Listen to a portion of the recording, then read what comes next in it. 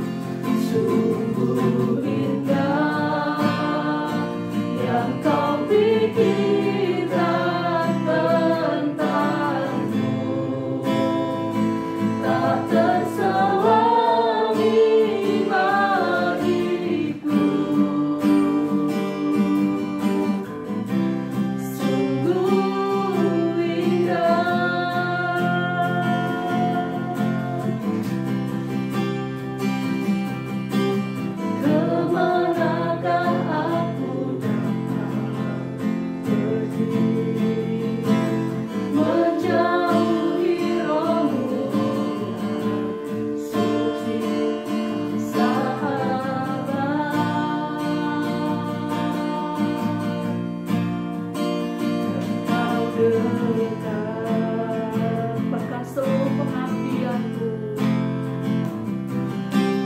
bahkan seluruh pengabdianku bisa membalas kesetiaanmu, mulia dan berharga dan berharga.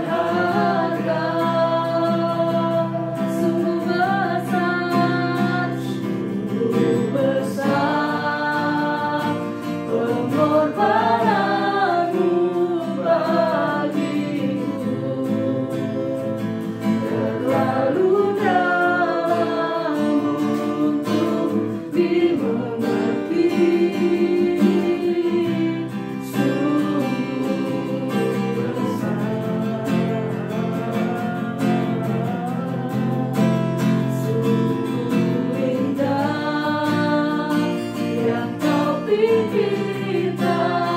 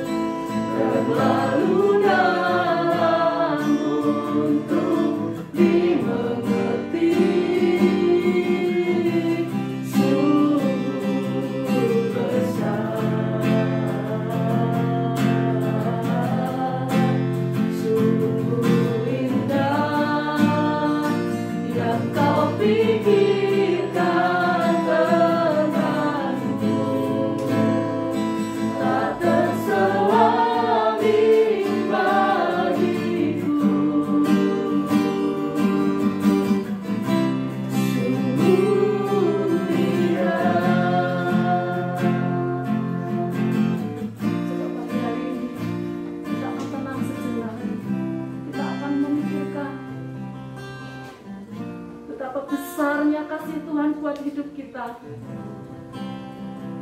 Dia relakan hidupnya untuk mati di kayu salib. Karena dia punya visi yang besar untuk menyelamatkan manusia. Mari kita mau menghargai pengorbanan Kristus di kayu salib. Jangan pernah sia-siakan kehidupan kita. Pagi hari ini kita mau sungguh-sungguh di hadapan Tuhan. Bahwa pengorbanannya adalah tepat buat kita. Sekali lagi, jangan pernah sia-siakan pengorbanan Kristus. Dia terlalu mengasihi kita. Dia terlalu mempedulikan kita. Sehingga dia mau tangannya dipaku, tubuhnya dihancurkan karena dia mengasihi kita. Dia tidak mau melihat kita jatuh dalam neraka. Tapi dia mengorbankan dirinya. Dia mati di kayu salib untuk kita. Jangan pernah menyia-nyiakan kasih Kristus buat hidup kita. Jangan pernah kau khawatir tentang hidupmu di masa depan. Karena Tuhan sudah menjaminnya. Tuhan selalu memikirkan kita. Tuhan selalu memikirkan masa depan kita. Terima kasih Yesus. Terima kasih Tuhan. Sungguh besar kasih-Mu buat hidup kami. Besar pengorbanan-Mu bagiku, terlalu dalam untuk dimengerti. Sungguh besar, sungguh indah yang Kau pikirkan tentangku. Tak terselami bagimu. Sungguh indah, yang terbaik kita mengatakan sungguh besar. Sungguh besar pengorbanan-Mu bagiku, terlalu dalam untuk dimengerti. Sungguh besar, sungguh indah yang Kau pikirkan tentangku. Tak terselami bagiku. Sungguh indah, ku bersyukur Bapa. Ku bersyukur Tuhan buat kasih setia-Mu di dalam hidupku. Ku bersyukur, oh, ku bersyukur Bapa. Ku bersyukur Tuhan buat kasih setia-Mu di dalam hidupku. Bersyukur, ku bersyukur, bersyukur, ku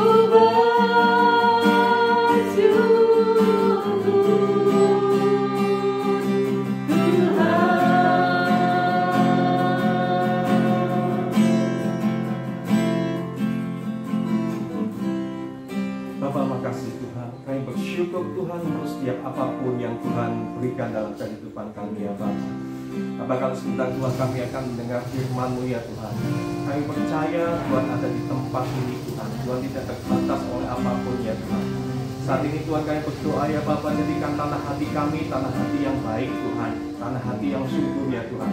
Dan oleh Tuhan setiap firman-Mu Tuhan itu boleh berakar, bertumbuh dan berbuah berkali lipat dalam hidup kami ya Bapa. Makasih Tuhan saat ini ya Tuhan, di dalam nama Tuhan Yesus kami telah berdoa dan ucap syukur yang siap mendengarkan firman Tuhan. Katakan amin.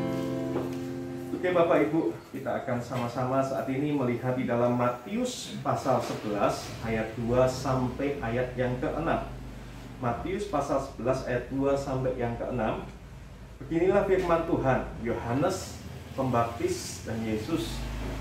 Ayat 2, di dalam penjara Yohanes mendengar tentang pekerjaan Kristus, lalu menyuruh murid-muridnya bertanya kepadanya, engkaukah yang akan datang itu, atau haruskah kami menantikan orang lain? Yesus menjawab mereka, pergilah dan katakanlah kepada Yohanes apa yang kamu dengar dan apa yang kamu lihat. Orang buta melihat, orang lumpuh berjalan, orang kusta menjadi tahir, orang tuli mendengar, orang mati dibangkitkan, dan kepada yang miskin diberitakan kabar baik. Dan berbahagialah orang yang tidak menjadi kecewa dan menolak aku. Bapak Ibu Saudara, ini ada hal yang mungkin kadang kita memikirkan ada sesuatu yang aneh di ayat ini. Karena yang kita ketahui bahwa Yohanes Pembaptis adalah sepupu dari Yesus, dan dia malahan orang yang pertama kali yang menyatakan bahwa Yesus itu Mesias. Dan kalau kita melihatnya juga bahwa pada waktu Yesus dibaptis oleh Yohanes Pembaptis, dia melihat Roh Tuhan itu turun seperti merpati dan mengatakan ini anak Allah.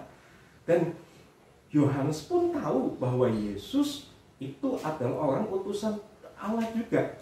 Tapi kalau kita lihat di sini, ternyata Yohanes pernah di dalam hidupnya pada waktu dia di penjara, dia mengalami keraguan di dalam kehidupannya. Apakah Yesus itu benar-benar Mesias?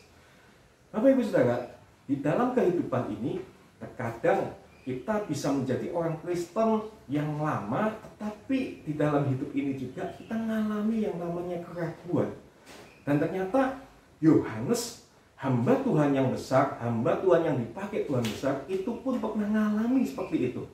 Nah, ada satu orang mengatakan seperti ini, yang namanya Magdalene. Mereka yang percaya kepada Tuhan, namun tanpa hati yang bergumul, tanpa kegelisahan pikiran, tanpa serangan keraguan dan godaan keputusasaan, hanyalah percaya tentang ide Tuhan dan bukan percaya tentang Tuhan itu sendiri. Jadi keraguan iman itu pasti akan dilalami oleh beberapa orang yang dia mengatakan mencintai Tuhan pun, dia pasti akan mengalami hal ini. Karena Yohanes pun mengalami. Kadang kita sendiri pun pernah mengalami keraguan di dalam iman kita. Nah, tetapi hal itu ternyata itu hal yang wajar. Karena Timothy Keller, seorang teolog, mengatakan iman tanpa sejumlah keraguan adalah seperti tubuh manusia tanpa antibodi di dalamnya. Nah, Yohanes mengalami seperti itu. Apakah kalau kita lihat, apakah Yohanes oleh karena penderitaannya lalu dia mengalami seperti itu? Bapak Ibu, kalau kita lihat Yohanes seorang yang sangat berani sekali, bahkan dia berani untuk mengatakan sesuatu yang benar dengan lantang. Dia pernah mengatakan orang-orang di sana yang berdosa, hai engkau ulat bludak. Tapi kalau kita lihat di sini, Yohanes mengalami keraguan iman bukan karena penderitaan yang dia alami. Tetapi kalau kita lihat, ada satu konsep yang salah pada waktu itu yang membuat Yohanes itu punya keraguan di dalam imannya. Nah, kita bisa lihat di dalam Matius 3 ayat 12, di situ Yohanes ngomong seperti ini. Alat penampi ada di tangannya, ia akan membersihkan tempat pengirikan dan mengumpulkan gandum ke lumbungnya, tetapi debu jerami akan dibuang ke dalam bakaran api. Nah, jadi Yohanes itu punya konsep bahwa Tuhan itu akan menjadi seorang hakim yang adil, yang akan membasmi setiap kejahatan yang ada. Pada waktu dia di penjara, ya waktu itu dia punya pemikiran bahwa Tuhan akan membebaskan. Dia sebagai Mesias membebaskan dari penjajahan Romawi. Yohanes punya pemikiran konsep tentang Mesias itu sama dengan orang-orang Yahudi pada waktu itu. Nah, orang Yahudi waktu itu mempunyai konsep Mesias itu adalah orang yang diutus Tuhan untuk membebaskan dari penjajahan Romawi. Tapi kalau kita ketahui, Mesias pada waktu itu Tuhan datang pertama kali di dunia ini itu untuk membebaskan kita itu dari kutuk dosa, membebaskan kita dari penjajahan rohani, bukan duniawi atau secara politis. Memang dia nanti akan datang pada waktu kedua kalinya itu akan membebaskan kita dia jadi sebagai hakim yang adil. Tapi pada waktu itu Tuhan datang sebagai orang yang mengasihi kita, yang mengampuni kita, yang membebaskan kita dari yang namanya dosa-dosa itu. Nah, kalau kita lihat di sini, waktu Yesus ditanyai seperti itu, apa jawaban Yesus? Kita lihat di ayat 4, Tuhan mengatakan seperti ini, pergi dan katakan kepada Yohanes, apa yang kamu dengar dan apa yang kamu lihat. Orang buta melihat, orang lumpuh berjalan, orang kusta menjadi tahir, orang tuli mendengar, orang mati dibangkitkan, dan kepada orang miskin diberitakan kabar baik. Nah, sebetulnya Yesus bisa ngomong, mengatakan, apakah kamu Mesias atau kami harus menunggu yang lain? Yesus bisa menjawab, ya. Dikatakan ya saja cukup, tetapi Yesus tidak mau. Kenapa? Karena kalau dia cuma menjawab ya, dia tidak akan membuat pemikiran Yohanes itu menjadi pemikiran yang lebih luas lagi. Dan dia jawab itu memakai kitab Yesaya, di mana kitab Yesaya itu menceritakan tentang Mesias, sosok yang penuh belas kasihan, sosok yang akan memulihkan di dalam kehidupan rohani, bukan sekedar masalah politis. Jadi kalau kita ketahui, ternyata Yesus ingin untuk Yohanes itu punya konsep yang tidak sempit tentang dirinya. Karena kalau dia punya konsep yang sempit tentang dirinya, nanti dia akan menjadi kecewa dan dia mungkin akan menolak dia juga. Jadi kalau kita ketahui, di sini pengenalan kita kadang tentang Yesus pun salah, dan kita merasa pengenalan kita sama Yesus itu sebetulnya kita adalah pengenalan yang sempit, dan kita nanti akan menjadi kecewa. Pernah saya ceritakan, ada seorang ibu-ibu, waktu itu dia dari kecilnya dia punya konsep kalau jadi orang Kristen pasti akan ada yang mengalami yang namanya kesembuhan, pasti kamu akan diberkati, pasti kamu akan mengalami yang namanya dipulihkan dan lain-lain. Dari kecil dia diberikan konsep seperti itu. Dia seorang aktivis, tapi setelah dia mengalami sakit pada waktu dia masa-masa tuanya, dan ternyata dia juga semakin rajin ke gereja, tapi ternyata dia berdoa, dia tidak mengalami kesembuhan. Dan di dalam waktu itu pergumulannya, banyak orang cuma mengatakan mungkin kamu kurang iman. Tapi ternyata pada waktu dia berdoa lebih lagi, Tuhan tetap tidak sembuhkan. Akhirnya dia menjadi kecewa dan dia menjadi menolak Yesus. Dia menjadi seorang ateis. Bapak Ibu Saudara, konsep yang salah tentang Yesus itu akan membuat kita sesuatu yang salah di dalam hati ini, sesuatu yang salah dalam pemikiran konsep kita, itu akan membuat kita itu menolak Tuhan Yesus. Nah, makanya Tuhan mengatakan di ayat 6 itu dikatakan bahwa jangan sampai berbahagialah orang yang tidak kecewa dan menolak aku. Nah, di sini oleh karena konsep yang salah tentang Yesus itu akan membuat kita menolak iman kita akan Yesus, dan akhirnya kita sama sekali tidak akan mendapatkan kerajaan Allah itu sendiri. Nah, kalau kita ketahui, jangan yang namanya iman Kristen itu adalah kita itu berserah penuh sama Tuhan. Apa yang menjadi kehendak Tuhan itu sebetulnya kita serahkan, bukan kita mengatur Tuhan. Tuhan, aku ingin ini, aku ingin itu. Jadi konsepnya itu seringkali kita pingin untuk konsepnya Tuhan itu sesuai dengan pemikiran kita. Tuhan punya kehendak, Bapak Ibu Saudara. Dan kita ketahui bahwa Tuhan menginginkan bahwa setiap kita itu punya cara pandang sesuai dengan Alkitab. Makanya Tuhan menjawab Yohanes itu tidak pakai kata ya aja, tetapi kembalikan dengan Alkitab. Konsep kita sama Tuhan itu harus sesuai dengan Alkitab. Dan kalau kita lihat di sini, orang yang mencintai Tuhan masih dapat bisa meragukan Tuhan. Tetapi orang yang meragukan Tuhan tetap dicintai sama Tuhan. Yohanes Pembaptis, Tuhan tetap mencintai, dia membukakan konsep yang ada. Ingat, segala sesuatu yang kita ada di dunia ini, jangan sampai kita membuat Tuhan itu sesuai dengan konsep kita. Kita harus melihat dengan cara pandang Tuhan. Mungkin kita saat ini mungkin belum disembuhkan, mungkin kita belum dipulihkan dan lain-lain. Karena kita tahu Tuhan itu punya rencana yang besar atas hidup kita. Jangan memaksakan kehendak kita, tapi biarlah kehendak Tuhan yang terjadi dalam hidup kita. Sebagai penutup, saya menceritakan ada satu cerita, ada seorang anak, waktu itu anak kecil ini, dia melihat mamahnya itu sedang kayak menyulam.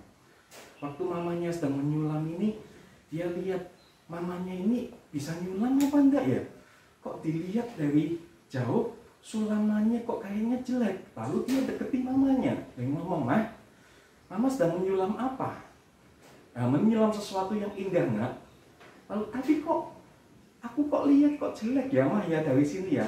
Lalu mamanya ngomong, sudah kamu nanti mainan, nanti kalau sudah selesai, Mama akan lihatkan hasil sulamannya Mama. Setelah beberapa waktu, mamanya selesai menyulam, dan waktu itu anaknya suruh mendekat, nak sini, Mama mau lihatkan. Tapi dia sebelum lihat itu, dia lihat dari bawah itu, Mah, tapi kok kayaknya sulamannya tetap jelek, Mah.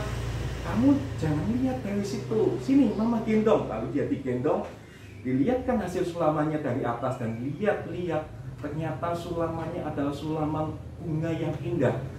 Kayaknya memang dari bawah, dia lihat sesuatu yang jelek, tetapi dia lihat dari atas, ternyata sulamannya adalah bunga yang indah. Bapak Ibu Saudara, seringkali kita dalam sama Tuhan itu seperti itu juga, karena konsep kita yang salah. Kita melihat Tuhan dari cara pandang yang salah. Kita melihat sulaman itu dari bawah, sesuatu yang tidak beraturan. Tapi kalau kita lihat bahwa sulaman yang Tuhan sulam dalam hidup kita, itu karena kita tidak melihat dari cara pandangnya Tuhan. Ternyata Tuhan bisa menyulam kehidupan kita, yaitu kehidupan yang indah dalam hidup kita. Amin. Mari kita melihat dalam hidup ini, apapun dalam kehidupan ini, mungkin kita belum mengalami banyak hal di dalam yang namanya kesejahteraan, kesembuhan, pemulihan, dan lain-lain. Tapi percayalah, Tuhan menyulam hidup kita dengan indah. Jangan kita melihat dengan konsep yang sempit dari cara pandang kita, tapi kita minta Tuhan gendong aku, Tuhan, untuk aku melihat gambaran Tuhan yang luas. Ternyata rencana Tuhan itu indah dalam hidup kita. Amin. Mari Bapak Ibu Saudara, kita sama-sama siapkan, kita berdoa supaya kita mengerti dari segi pandang Tuhan, bukan dari segi pandang kita yang sempit, bahwa rencana Tuhan itu indah dalam hidup kita. Terima kasih Tuhan.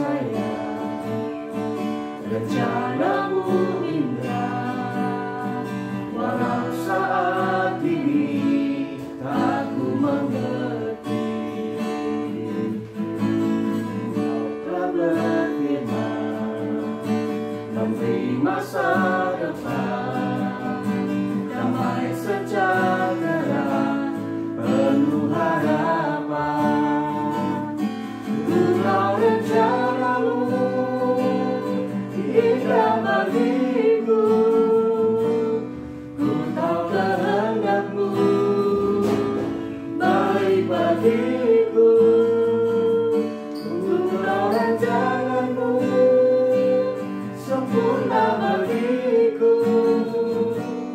Ku tahu jalan-jalanmu yang terbaik bagiku.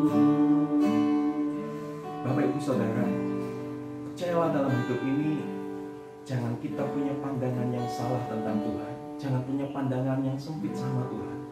Mungkin saat ini engkau berdoa, tapi Tuhan belum jawab. Percayalah Tuhan punya rencana yang indah dan rencana yang besar. Mungkin kita melihat saat ini, Tuhan, kalau kamu masih menyulam hidupku, kenapa mungkin berantakan Tuhan? Karena engkau mungkin melihat dari cara pandang. Kita melihat bahwa Tuhan mengikuti pola yang ada. Dan pola itu adalah pola sesuatu yang indah. Kalau kita nanti melihat endingnya, ternyata kita akan melihat endingnya adalah suatu pola yang indah dalam hidup kita. Percayalah Bapak Ibu Saudara, kalau kita punya pandangan yang salah tentang Tuhan, tidak kembali ke dalam Alkitab, kita akan menjadi kecewa dan menolak Dia. Percayalah, kembalilah ke dalam yang namanya firman Tuhan. Pandang Dia lewat firman ini, bukan lewat apa kata orang banyak. Makasih Tuhan untuk saat ini ya Bapak. Biar kami Tuhan belajar percaya kepada Tuhan, bukan dengan cara pandang kami ya Tuhan, bukan dengan cara pandang kebanyakan orang ya Tuhan, tapi lewat cara pandang kami yang benar, melewat Alkitab, supaya kami melihat polanya Tuhan dalam hidup kami, bahwa rencana Tuhan itu indah dalam hidup kami ya Tuhan. Berdoa ya Bapak saat ini Tuhan untuk setiap jemaat yang ada yang sedang mengalami pergumulan ya Tuhan. Saya percaya ya Bapak saat ini Tuhan, rencana Tuhan indah atas hidup mereka ya Bapak. Mereka yang sakit Tuhan akan sembuhkan pada waktu Tuhan. Mereka yang mengalami pergumulan Tuhan akan berikan jalannya pada Tuhan. Jalan yang terbaik menurut waktu Tuhan, menurut caranya Tuhan, bukan cara manusia ya Bapak. Serahkan Tuhan di dalam tangan-Mu Tuhan. Makasih Tuhan saat ini ya Tuhan. Berkati Tuhan setiap jemaat-Mu Tuhan di tempat ini Tuhan, dimanapun mereka berada. Biar Tuhan dengan Allah Bapa, Allah Putra dan Allah Roh Kudus dari sekarang sampai Maranatha. Di dalam nama Tuhan Yesus. Haleluya. Amin.